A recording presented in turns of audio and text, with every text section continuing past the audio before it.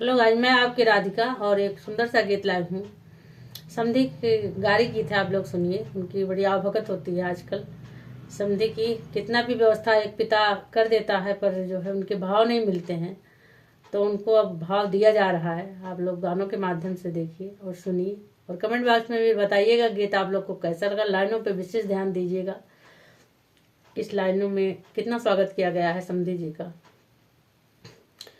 तनी खाला ये समाधि माटर पनीर तनी खाला ये समाधि माटर पनीर तनी खाला। बटै बाफर सिस्टम तनी कारा सरम बटै पूड़ी गरम तनी खाला ये समाधि माटर पनीर तनी खाला।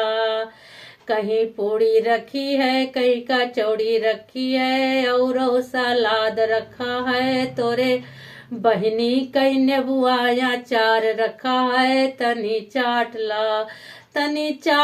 ला समधी।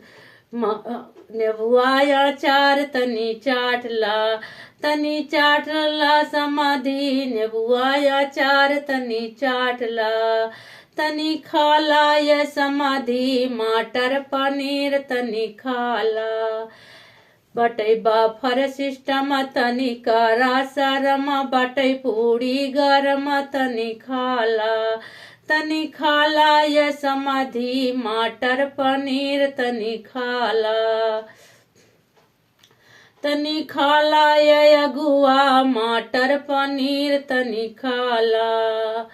कहीं दाल रखा है, कहीं चावल रखा है, कहीं और तो बहुत ही सलाद रखा है तोरे बहनी के गोल रसगुल्ला रखा है, तनी खाला ये अगुआ गोल रसगुल्ला तनी खाला ये अगुआ गोल रसगुल्ला तनी खाला ये दुल्हे माटर पनीर तनी खाला।